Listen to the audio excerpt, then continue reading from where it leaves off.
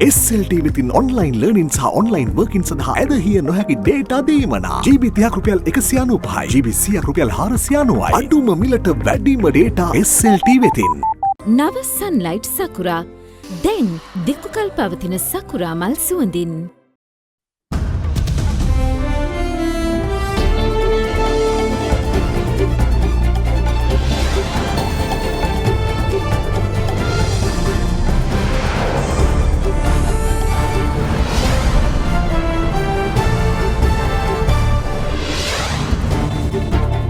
අද 2020 දෙසැම්බර් 5 සෙනසුරාදා සිරස්තල අධික වේගයෙන් ධාවනය වූ යතුරු පැදියක ගැටි දැරියන් දෙදෙනෙකු මරුට ගැබිනි මවගේ ගැබ විනාශ වී ඇති බව වෛද්‍යවරුන් කියයි. පාස්කු ප්‍රහාරය පිටුපස IS සමාජිකයින් සිටීද පාර්ලිමේන්තුවේ වාද විවාද පාස්කු ප්‍රහාරය සම්බන්ධයෙන් IS ගේ සම්බන්ධයක් තියෙනවා. ඒකට ලංකාවේ පුද්ගලයෙක් සම්බන්ධයි කියලා සභාවින් අය ඒකට සම්බන්ධයි කියලා ඔප්පු වෙන්න පුළුවන්. සුවය ලැබූ කොවිඩ් ආසාධිතයන් ගණන 20,000 ඉක්මවයි. පාසැල් ගිය සිසුවියකට කොවිඩ්. මහනුවර ආසාධිතයින් වාර්තාවීම ඉහළට. කොවිඩ් සඳහා වූ ෆයිසර් සමාගමේ එන්නත දියුණු වෙමින් පවතින සහ දිළිඳු රටවල භාවිතයට ගැනීම පහසු නැහැ. විදේශ මාධ්‍ය අනාවරණ කරයි.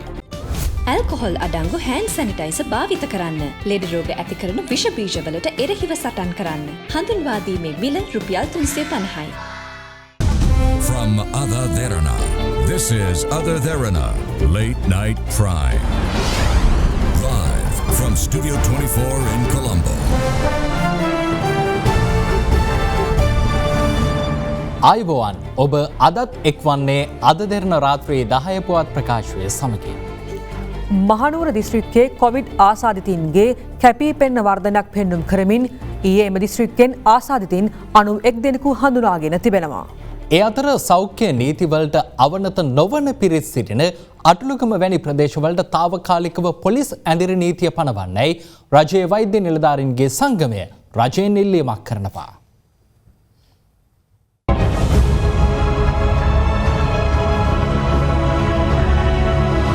COVID-19 ආසාදිතයන් 521 දෙනෙකු ඊයේ දිනේදීත් මෙරටින් හඳුනා ගැනුණා.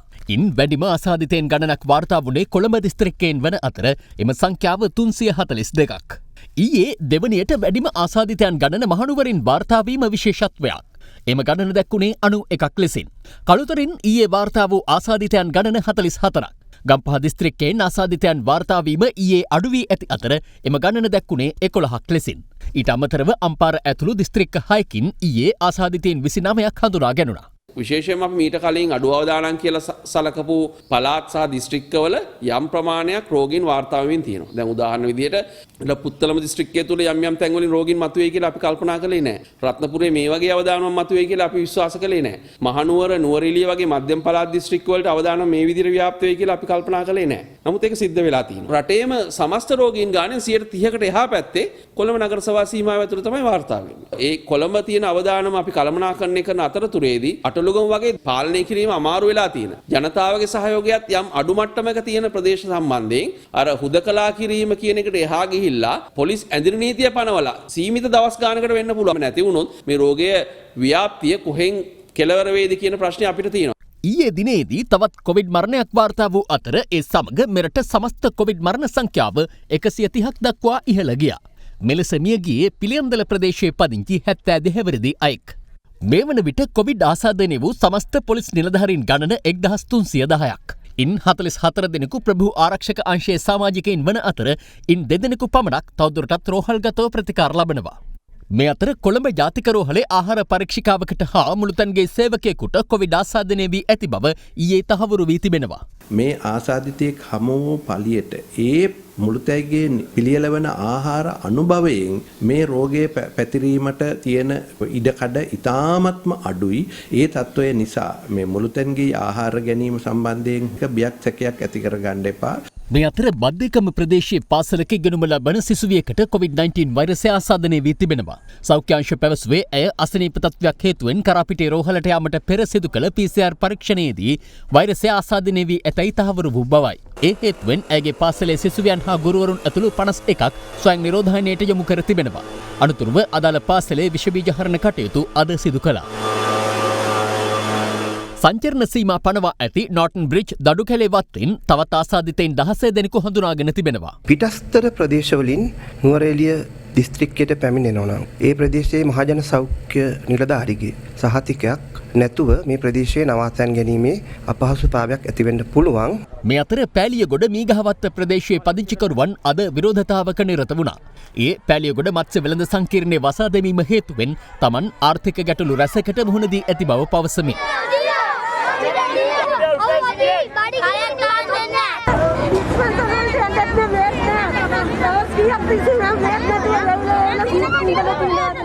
අනතුරුව පෑලියගොඩ පොලිස් ස්ථානාධිපතිවරයා පැමිණ 5000 දීමනාව ලබා දෙන බව පැවසීමෙන් පසුව පිරිස විසිර ගියා.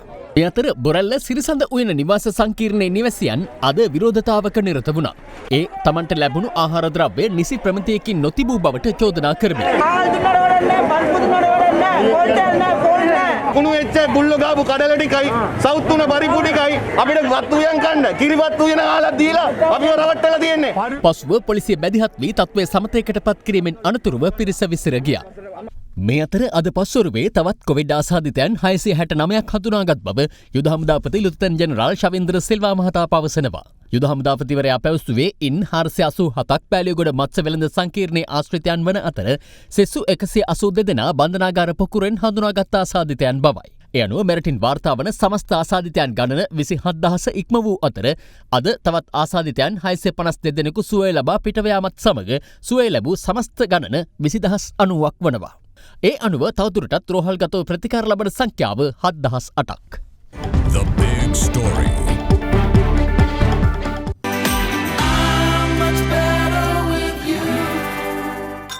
ලංකාවේ පළමු වරට හඳුන්වා දෙන මැලිබන් වෙජික්‍රැකර් ක්‍රන්චි වෙජි. කොවිඩ් පාලනය පිළිබඳ බලාපොරොත්තු ඇති කරමින් හඳුන්වා දුන් ෆයිසර් බයෝඑන්ටෙක් එන්නත සපයා ගැනීම දියුණු වෙමින් පවතින හෝ දිලිඳු රටවලට අතිශය අසීරු කටයුත්තක් වනු ඇතැයි විදෙස් මාධ්‍ය වාර්තා කරනවා.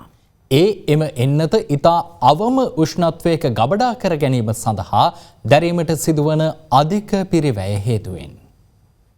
එක්සත් රාජධානයේ අනුමැතිය හිමි වූ ෆයිසර් බයෝඑන්ටෙක් කොවිඩ් එන්නත එරට තෝරාගත් පුද්ගලයන් 4 ලක්ෂයකට එන්නත් කිරීමට නියමිත බව වාර්තා වනවා. එරට සෞඛ්‍ය අංශ සේවකයින්ට සහ සත්කාරක නිවාසවල සිටින පුද්ගලයින්ට එන්නත පළමුව ලබා දීමට නියමිතයි. කෙසේ වෙතත් දිගු කාලයක් ඒ ගබඩා කර තැබීමේදී එම කාලය පුරා එහි ගබඩා උෂ්ණත්වය සෙල්සියස් අංශක ඍණ 70ක අවම අගයක පවත්වා ගත යුතු වීමත් ෆයිසර් එන්නත සමග ඇති මීළඟ අභියෝගයයි. මේ වන විට ගෝලීය කොවිඩ් ආසාදිතයින් සංඛ්‍යාව 6,63,10,000 ඉක්මවා තිබෙනවා. කොවිඩ් හේතුවෙන් ලෝපුරා සිදු ඇති මරණ සංඛ්‍යාව 15,26,000කට අධිකයි. පාස්කු ප්‍රහාරය පරීක්ෂණ කඩිනම් කිරීම සඳහා තමන් එළඹෙන සඳහා නීතිපති හමුවේ සාකච්ඡා කරන බව මහජන ආරක්ෂක අමාත්‍ය ආචාර්ය රිය අඩ්මිරාල් සරත් වීරසේකර මහතා අද පාර්ලිමේන්තුවේදී ප්‍රකාශ කළා. එසේම එම ත්‍රස්ත ප්‍රහාරයට IS සමාජිකයෙකු සම්බන්ධ බවට ලැබී ඇති තොරතුරක් ගැන විපක්ෂය විමසූ විට අමාත්‍යවරයා පැවසුවේ ඒ පිළිබඳ දැනුවත් නමුත් එම රහස හෙළි කළ නොහැකි බවයි.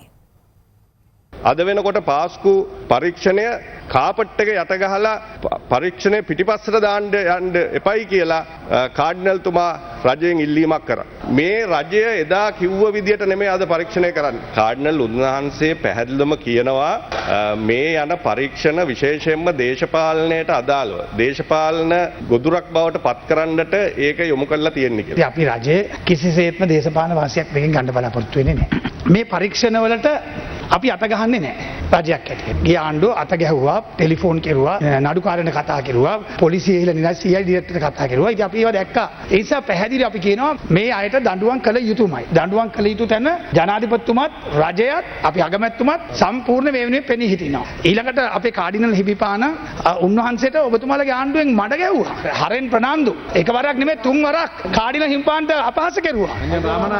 රංජන් රාමනායක. තමුන්නාන්සලා තමයි කාඩිනල් හිමිපාන්ට තමුන්නාන්සලාගේ පක්ෂයයි තමයි බැන්නේ එන්නේ උන්වහන්සේ දේශපාලනය කරන්න කියලා. ගෝඨාභය රාජපක්ෂ ජනාධිපතිතුමාට මේ උදව් කරන ප්‍රකාශ කරන්න කියලා ඔබතුමාලා කිව්වේ. ඒ නිසා අපි දේශපාලන වාසි ගන්නවා කියලා කියන්නේ අදත් කරන්න හදන්නේ ඔබතුමා ඒක.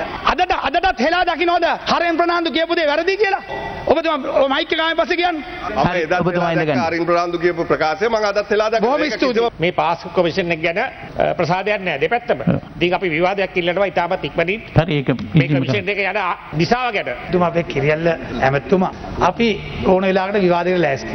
හැබැයි මතක තියාගන්න මේ පරීක්ෂණ වෙන දේවල් විවාදවල කතා කරන්න බෑ. ඒ හින්දා දේශපාලන වාසි ගන්න හදන්න එපා. මේක වැරද්දක් වුණොත් එදාට ඔබතුමාලා විශ්වාස භංගයක් කියනවා. හැබැයි නැත්තම් මොකක්ද මේ පරීක්ෂණයල කතා කරන විවාදේ? නම් කියන්නද? අර මදුෂ්‍ය උස්සංගියාගේ පන්නයි. හයිවේ එකේ ගිහලා මදුෂ්‍ය පන්නලා ඇරියේ පිටරටට මිනිමරුවව. ඇත්ත කතන්ද? ඒ හින්දා එතනට වැටෙන්න එපා. කරු කතානායකතුමා මෙතුමා කිව්වා මදුෂ්‍ය කවුද පැන්නුවේ කියලා. මේ රටම දන්නවා මදුෂ්‍ය රට පැන්නුවේ කවුද කියලා. හරි ඒක දැන් මදුෂ්‍ය පැන්නුවේ අධිවේගී මාර්ගයේ තමුන්නාසගේ ඇමතිවරයෙක් එදා ආණ්ඩුවේ. හරිද? මිනිස්සු මැරුණේ නෑ. මිනිස්සු මැරුවා තමුන්නාසගේ ආණ්ඩුවෙන්. ආරක්ෂාව නැති කරලා අහිංසක මිනිස්සු මරාපු කාලකන්ණි ආණ්ඩුවක් එදා තිබුණේ. තමුන්නාසගේ ආණ්ඩුව. අපි පැහැදිලිව කියන අපිට මේ විශ්ව සංශෝධනය කරන්න මේ රිෂාඩ් බදුද්දීන්ගේවත් ඒ ආයි මන්ත්‍රීවරු කිසිසේත්මත් මේ ප්‍රශ්නේ යට ගහන්න අපි පාවිච්චි කරන්නේ නෑ. පාර්ලිමේන්තුවේ තේරීම්කාරක සභාවක් දානවා. දාලා රිෂාඩ් නිදහස් කරන්නේ කවුද? තේරීම්කාරක සභාව අපි නෙමෙයි. තමුන්නාන්සලාගේ තේරීම්කාරක සභාව. අපිට තමුන්නාන්සලා චෝදනා කරන්න එපා. රිෂාඩ් බේරනවා. රිෂාඩ්ගේ මල්ලිය බේරනවා කියන එක. තමුන්නාන්සලා දා විශ්වාසභංගය ආපුවම ගරු සමහර මන්ත්‍රීවරු විශ්වාසභංගයට සහයෝගය දෙනවා කියලා කබීර් රසීම් ඇතුළු සියලු දෙනා ඉල්ලාස් වෙලා සියලු දෙනා බේරගෙන ජනාධිපතිවරණයේදී සියලු දෙනා එකට අත්අල්ලගෙන ඡන්දය කළා. කවුද කළේ ඡන්දේ? තරාතිරම අපිට වැඩක් නැහැ. ඔහු දැන් ඉන්නේ කොතනද කියන එක අපිට වැඩකුත් නැහැ. පරීක්ෂණ කටයුතු වලින් ඔප්පු වෙන සියලුම දෙනා. ඒක ওই පැත්තේ වෙන්න පුළුවන්, දැන් මේ පැත්තේ වෙන්න පුළුවන්, දැන් ගෙදර වෙන්න පුළුවන්. ඒ කිසි දෙයක් අදාළ නැහැ කරු කතානායකතුමනි. සර්ව සාධාරණව පරීක්ෂණ කටයුතු කළා දඩුවම් ලබා දෙන එක දෙනවා. කාඩිනල් තුමාට පෞද්ගලිකව මඩ ගහපු අය ඔබතුමාලා ජාතික ලැයිස්තුවෙන් පාර්ලිමේන්තුවට ගෙනල්ලා තනතුරු ලබා දීලා තියෙනවා. ඒ හින්දා ඒක ඇතුලේ විවේචනය කරන්න ඉස්සෙල්ලා කරු මන්ත්‍රීතුමනි. මේක සම්පූර්ණ මේ හරෙන් ගාගෙන මම මිනිමරුවක් කරලා දිනනවා නම් මම කතෝලිකයෙක් ඇයිද? හොඳ කතෝලිකයෙක් ඇයිද? මම දැන් උනත් ඕන දැනකට යන්න සූදානම්. හැබැයි මම කිව්වා මොකක්ද ආපු පණිවිඩේ? ඒ කෝල් එක ඇවිල්ලා තියෙන තාත්තට රෑ 8යි ගානට මට කතා කරපු නැති ඔක්කොම කොමිසමේ පෙන්නුවා. පොඩේන කාඩිනල් උන්වහන්සේට මගේ තිබුණු මතේ මම ප්‍රකාශ කරා. ඊට පස්සේ මම කාඩිනල් උන්වහන්සේ කියලා හම්බ වෙලා මුණ ගැහිලා කතා කරා. මේක නෙමෙයි ප්‍රශ්නේ. මේක අදාළත්ව තියෙන කරුණත් එක්ක කතා කරන්න. බොරුවට මගේ මගුලක් අද ගන්න එපා. අපේ යහපාලනයකට දැන් බැන්න ඒක කෙරුවා කියලා ඒ කාලේ අත්අඩංගුවට ගත්ත අයට අමතරව කවුරු හරි අත්අඩංගුවට අරගෙන තියෙනවා තමුන්නාන්සලා ආණ්ඩුවට පත් වුණාට පස්සේ 271 දෙනෙක් දැන් අත්අඩංගුවේ ඉන්නවා. දැන් මොනවද කියන්නේ? මේක යට දිශාව ගැන අපේ මන්ත්‍රීවරුන්ට සැකයක් තියෙනවා. කාඩිනල් තුමා එක කියලා තියෙනවා. මෙයාගේ හිටපු අගමැතිතුමා ගෙන්නනවා. හිටපු ජනාධිපතිතුමා ගෙන්නනවා. පූජිත ගෙන්නනවා. හේමසිරි ගෙන්නනවා. ඒගොල්ලෝ බෝම්බ තිබ්බේ නෑනේ. ඒගොල්ලෝ බෝම්බ තිබ්බද? අපේ රජයක් හැටියට දැනට 257 දෙනෙක් රිමාන්ඩ් භාරයේ තියන් ඉන්නවා. 86 දෙනෙක් ඩීఓ දාලා ඉන්නවා. ඩිටෙන්ෂන් ඕඩර් සහ 160 දෙනෙක් රිමාන්ඩ් එකේ ඉන්නවා. එතකොට මේ සම්බන්ධයෙන් සිද්ධි 8ක් වුණා. පාසු ප්‍රහාරයේ බෝම්බ ප්‍රහාර 8ක් වුණා 8 ස්ථානයක. ඒ 8 ස්ථාන 8ෙම තියෙන ඒ සම්පූර්ණයෙන්ම නඩු ගොනු කරලා ඒක නීතිපතිවරයා ළඟ දැන් තියෙන්නේ. ඒතකොට සවුන්දර ගිහිල්ලා මම නීතිපතිවරයාව පුද්ගලිකව හම්බ වෙනවා මේ නීති කටයුතු ඉක්මන් කරන්න. ඒකෙන්ද රජයක් හැටියට අපි සීලුම දේවල් කරලා ඉවරයි. දැන් ජනාධිපති කොමිසමත් යනවා. ඒකෙන් එන අසාක්ෂිත් අරගෙන මේක ඉතාම කෙටි කාලෙකින් ඉවර කරනවා. ඉතින් මේ ඇත්ත වශයෙන්ම මේ පාස්කු ප්‍රහාරය ඇති උනේ ඔබතුමන්ලාගේ යහපාලන රජයේ කාලේ බුද්ධි අංශය සම්පූර්ණයෙන්ම අකර්මණ්‍ය කරපු නිසා.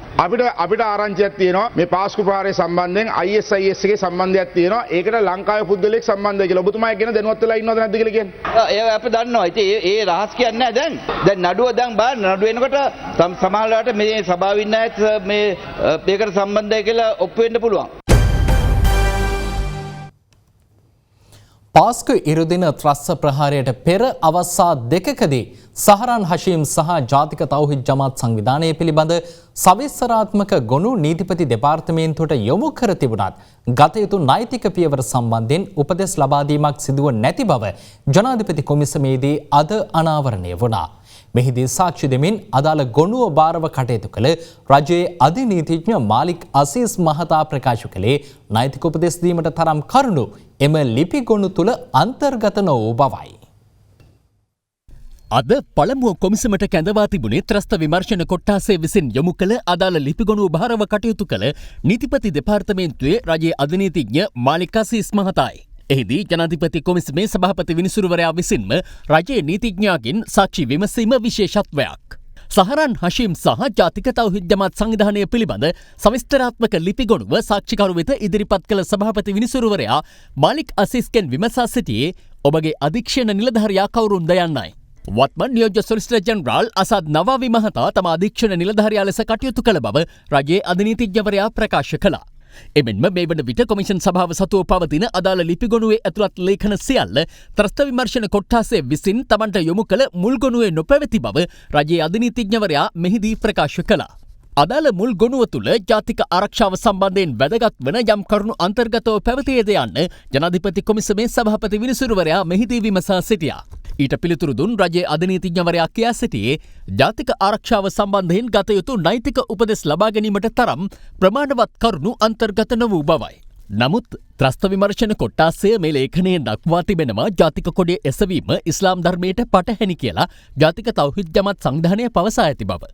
එවගේම ලෝකයේ තියෙන්නේ රාජ්‍ය දෙකයි, එකක් ඉස්ලාම් රාජ්‍ය, අනිත් රාජ්‍ය ඔවුන්ට බදු ගෙවිය යුතුයි කියන එක.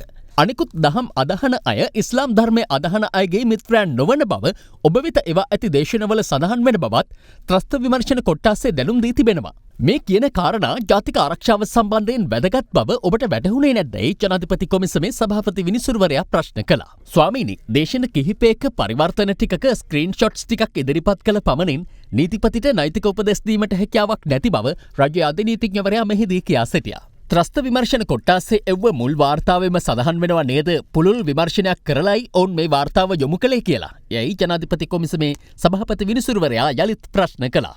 එහෙම ගොනුවේ සඳහන් වුණාට ස්වාමීනි, ඔවුන් විමර්ශනයක් කළ බවට ගොනුවේ කරුණු අන්තර්ගත වෙලා තිබුණේ නැහැ. ඔවුන් 2018 ජූනි 14 එව්ව දෙවන ලිපි ගොනුව පිටු 65කින් සමන්විතයි.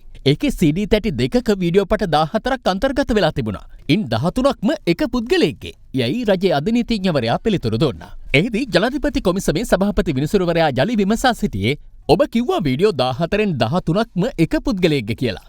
ඒ කියන්නේ ඔබට දැනීමක් තිබුණා සහරන් හෂීම් කියලා පුද්ගලෙක් අන්තවාදී දේශන කරනවා ඔහුට විරුද්ධව කටයුතු කරන්නයි මේ නෛතික උපදෙස් ඉල්ලන්නේ කියලා. ස්වාමීනි, ත්‍රස්ත විමර්ශන කොට්ටාසයට නීති උපදෙස් අවශ්‍යම නැහැ විමර්ශනයක් ඉදිරියට ගෙනියන්න. අඩුම තරමින් සහරන් හෂීම් සම්බන්ධයෙන් විමර්ශන ආරම්භ කිරීමට හේතු වන වලිඋල්ලා ට්‍රස්ට් නැමැති සංවිධානයේ පැමිණිල්ලවත් ඔවුන් නීතිපති උපදෙස් සඳහා යොමු කර නැහැ යනුවෙන් රජයේ අධිනීතිඥවරයා පැහැදිලි කළා. කෙසේ වෙතත් ජනාධිපති කොමිසම හමුවේ රජයේ අධිනීතිඥ මාලික් අසීස් මහතා සාක්ෂි ලබා දුන් ආකාරය පිළිබඳ කිහිප වරක් සැලකිලිමත් වූ ජනාධිපති කොමිසමේ සභාපති විනිසුරුවරයා ඔහු සාක්ෂි ලබා දුන් විලාශය පිළිබඳ සිය අප්‍රසාදය පළ කළ අතර ඔහුට දැඩි ලෙස අවවාද කළා. මොරටුව එගොඩ උයන පදිකමාරුවක් මත සිදු වූ රියානතුරකින් දැරියන් දෙදෙනෙකු මිය ගොස් ගැබිණි මවක් බරපතල තුවාල ලබා තිබෙනවා. කෙසේ වෙතත් ඇයගේ දරු ගැබද අනතුරින් සිදු වූ තුවාල හේතුවෙන් විනාශ වී ඇතැයි කොළඹ ජාතික රෝහල සඳහන් කළා. මෙම අනතුර සිදු වූයේ ඊයේ රාත්‍රී 9:40ට පමණ මොරටුව එගොඩ උයන ප්‍රදේශයේ ගාලුපාරේ පදිකමාරුවක් මතදී. අදාළ ගැබිණි කත අවුරුද්දක් වයසති දැරිය වඩාගෙන අනිත් දැරිය සමග පදිකමාරුවෙන් පාර මාරුවීමේදී පානදුර සිට මොරටුව දෙසට අධික වේගයෙන් පැමිණි යතුරු පැදියක ඔවුන් ගැටී තිබුණා. යතුරු පැදියේ ගැටුණු ගැබිණි මව පදිකමාරුව අසලම ඇද වැටී තිබෙනවා. අවුරුද්දක් වයසති දැරිය මීටර 10ක් සහ අවුරුදු 7ක් වයසති දැරිය මීටර 20ක් පමණ විසිවී ගොස් ඇති බවයි පොලිසිය සඳහන් කළේ. මම මේ පැත්තෙන් පැන්නේ අර මෙන් පයින්නකොට මම බයික් එක දැක්ක මේ හරිය ස්පීඩ් එක. ඉතිකලා එතකොට දැක්කේ නා අර කායිරෙන් පයින් එක්කනාව ඔය එක දැක්කේ ගමන් මෙහෙම නැගිට්ටපාර බ්‍රේක් කරෙත් නෑ අප්පගෙන ගියා. අනේ වගේ කෙල්ල යන්න නැති වෙතනින් පැනලා අම්මගේ දැත්ත පාත් ගන්න. දාලි බටව දෙන්නව කවුද අනතුර සිදුවීමට මොහොතකට පෙර යතුරු පැදිය අධික වේගයෙන් ධාවනය වන අයුරු වෙළඳ සැලක සවිකර තිබූ CCTV කැමරාවක මෙලෙස සටහන්ව තිබුණා. තුවාලකරුවන් පානුදුර මූලික රෝහලට ඇතුළත් කරනු අතර දැරියන් දෙදෙනා ඒ වන විටත් මිය ගොස් තිබුණා. බරපතල තුවාල ලබා සිටි මව කොළඹ ජාතික රෝහලට මාරු කෙරුණු නමුත් සිව්මස් ගැබිනියක් වූ ඇගේ කලලයේද අනතුරින් විනාශ වී ඇති බව රෝහල් ආරංචි මාර්ග සඳහන් කළා. මේගොල්ලෝ හැමදාම රැයට මෙතන රේස් පදිදී. ඔක අද ඊයේ නෙමෙයි ඔය කල්නුත් ඔක දැන් බොරුවට ඉන්න පොලිසිය ඔක්කොම ඇවිල්ලා තේරුම් ගන්න රෑ දායෙන් පස්සේ හැමදාම රේස්. යතුරු පැදිය ධාවනය කළ 20 හැවිරිදි සැකකරු පසුව එගොඩොවෙන පොලිසිය විසින් අත්අඩංගුවට ගැනුණා. යතුරු පැදිකරු මීට සති දෙකකට පෙරත් මහා මාර්ගයේ අධික වේගෙන් යතුරු පැදි ධාවනයේ යෙදී සිටියදී පොලිසිය විසින් අත්අඩංගුවටගෙන පසුව රුපියල් 15000ක දඩමුදලක් නියම කෙරුණු අයෙක්. මේ ඔහුගේ සමාජ මාධ්‍ය ගිණුමේ ඇතුළත් කර තිබූ මහා මාර්ගයේ අධික වේගෙන් යතුරු පැදි ධාවනයේ යෙදෙන අයුරු දැක්වෙන රූපරාමු කිහිපයක්. සැකකරු මොරටුව මහිස්ත්‍රාත් අධිකරණයට අද දහවල් ඉදිරිපත් කිරීමෙන් පසු දෙසැම්බර් 18 වනදා තෙක් රක්ෂිත බන්ධනාගාරගත කිරීමට නියම කෙරුණා. මහර බන්ධනාගාරයේ සිදු වූ කලහකාරී සිද්ධියෙන් මියගිය පුද්ගලයන් දෙදෙනෙකුගේ සිරුරු ඥාතීන් විසින් හඳුනාගෙන තිබෙනවා. මෙලෙස හඳුනාගෙන ඇත්තේ මද්‍රව්‍ය වරදවලට අදාළව මහර රිමාන්ඩ් බන්ධනාගාරගත කර සිටි වත්තල සහ ජාඇල ප්‍රදේශවල පදිංචිකරුවන් දෙදෙනෙකුගේ මල සිරුරු. මේ අතර වැලිකඩ බන්ධනාගාරයේ රැඳවියන් පිරිසක් එහි වහලේ මැත නැගී සිදු කළ විරෝධතාව අද අත්හැර දැමුණා. මහර බන්ධනාගාරයේ සිදු වූ කලහකාරී සිද්ධිය ගැන විමර්ශන සිදු කිරීම සඳහා අපරාධ පරීක්ෂණ දෙපාර්තමේන්තුව විසින් පසුගියදා විමර්ශන කමිටුවක් පත් කළ අතර එම කමිටුවේ සමාජිකින් සංඛ්‍යාව 12 සිට 20 දක්වා ඉහළ නැංවීමට අද අපරාධ පරීක්ෂණ දෙපාර්තමේන්තුව පියවර ගෙන තිබෙනවා. මේ වන විට මහර සිදුවීම සම්බන්ධයෙන් අපරාධ පරීක්ෂණ දෙපාර්තමේන්තුව ප්‍රකාශ 78ක් සටහන් කරගෙන තිබෙනවා. ඊයේ දිනේදී මහර බන්ධනාගාර අධිකාරිවරයාගේ එක් වෛද්‍යවරයෙක්ගේ ප්‍රකාශ ඇතුළුව ප්‍රකාශ 21ක් සටහන් කරගත් බව පොලිස් මාධ්‍ය ප්‍රකාශක නියෝජ්‍ය පොලිස්පති අජිත් රෝහණ මහතා සඳහන් කළා. මේ වන විට මල සිරුරු දෙකක අනන්‍යතාවය ඥාතීන් විසින් හඳුනාගෙන ඇති බවයි පොලිස් මාධ්‍ය ප්‍රකාශකවරයා සඳහන් කළේ. ඒ මෘත ශරීර දෙකෙන් එක් මෘත ශරීරයක් ජායල ප්‍රදේශයේ පදිංචි පුද්ගලයෙක්ගේ අනෙක් මෘත ශරීරය හුණුපිටිය ප්‍රදේශයේ පදිංචි පුද්ගලයෙක්ගේ වත්තල මොවුන් දෙදෙනාම මද්‍රව්‍ය වැරදි සම්බන්ධයෙන් ජායල සහ කිරිබත්ගොඩ පොලිසිය මගින් රිමාන්ඩ් භාරයට පත් කර සිටි අය බවටයි වාර්තා වෙන්නේ. මේ සියලු මෘත ශරීරවල ඇඟිලි සලකුණු ලබා ගැනීමක් සිදු කර තිබෙනවා. මේ අතර ජනසත පෙරමුණේ නායක පූජ්‍ය බතරමුල්ලේ සීලරතන හිමියන් අද පස්වරුවේ මහර බන්ධනාගාරය අසල රැඳී සිටින රැඳවියන්ගේ ඥාතීන් හමුවීම සඳහා පැමිණියා. අනතුරුව එම ස්ථානයෙන් ගමන් කිරීමට පැමිණි මහර බන්ධනාගාර අධිකාරී ජගත් වීරසිංහ මහතා සිය රථයෙන් බැස පැමිණ පූජ්‍ය බත්තරමුල්ලේ සීලරතන හිමියන් සමග සාකච්ඡා කළා. මෙතන ඉන්නේ මේ පුදු ගුණායක 90ක් කිලි සිංහල බෞද්ධ ළමයි. ආමුදුරට ගණන් දින හඳුර මෙතනට ඇවිල්ලා මේගොල්ලත් එක්ක කෙනෙක් නෑ හඳුර මේ ළමයින්ට විනය ඉවසීම සංවේදීකම් කියලා දෙන්න. මේ ළමයින්ට මේ කුඩු වල ආදීනම කියලා දෙන්න. එහෙම කරොත් මේ ළමයි කවදාවත් ගිරේට එන්නේ නෑ. මෙතන 3200ක් ඉන්නවා. පස්තුලේ අහගන්නකො. ડોකියුමන්ට් ඔක්කොම පුච්චලා දීලා. අර 11 දෙනා අර. අනේ 11 දෙනා දැන් ඈ? වෙඩි ටික සුවල වෙලා ඉන්නවා. නෑ ළමයෝ නෑ එහෙම මොකක්වත් නෑ. එවනම් අපි පිස්සුද අපි අමනුෂ්‍යයෝ දැන්. ඔව් සර් අපිටත් බය හිටව. බය වෙන්න එපා අම්මලා උසි ගන්නවට බය වෙන්න එපා. ඔයගොල්ලෝ මං ගැන ෂුවර් එක තියෙනවනේ. මේ අතර සුළු නඩු ඇති පිරිස් නිදහස් කරන ලෙස ඉල්ලමින් වැලිකඩ බන්ධනාගාරයේ රැඳවියන් පිරිසක් දින 9ක් තිස්සේ බන්ධනාගාරයේ වහල මත නැගී සිදු කළ උපවාසය අද අත්හැර දැමුණා. ඒ රාජ්‍ය අමාත්‍ය ලොහන් රත්වත්තේ මහතා අද පෙරවරුවේ වැලිකඩ බන්ධනාගාරයේ නිරීක්ෂණ සංචාරයක නිරත වන අතරවාරයේ සිරකරුවන් සමග කළ සාකච්ඡාවකින් පසුවයි. අපේ වැලිකඩ සංචාරයට ආවේ වැලිකඩ සිරකරුවන්ට කියන්න මරණීය දණ්ඩනය ජීවිතාන්තය දක්වා අඩු කරනවා කියන එකත් අප මුදල් ගෙවා ගන්න බැරුව ඉන්න සියලුම සිරකරුවන් අපි දෙසැම්බර් මාසයේ 31 වෙනකොට සිරකරුවන් 8000ක්වත් නිදහස් කරන්න අපි බලාපොරොත්තු වෙනවා. ඒ පණිවිඩය දෙන්නයි අද අපි ආවේ. සාමාන්‍ය රෝගීන්ට මෙන් නොව කොවිඩ් රෝගීන්ට ප්‍රතිකාර කිරීම සෞඛ්‍ය කාර්ය මණ්ඩලය මුහුණ දෙන ඉතාමත් අවදානම් කටයුත්තක්. තම ජීවිත අවදානම පවා නොතකා ඔවුන් සිදු කරන කැපවීමේ ඔබ නොදුරු පැත්තක් කියන්නයි මේ සූදානම.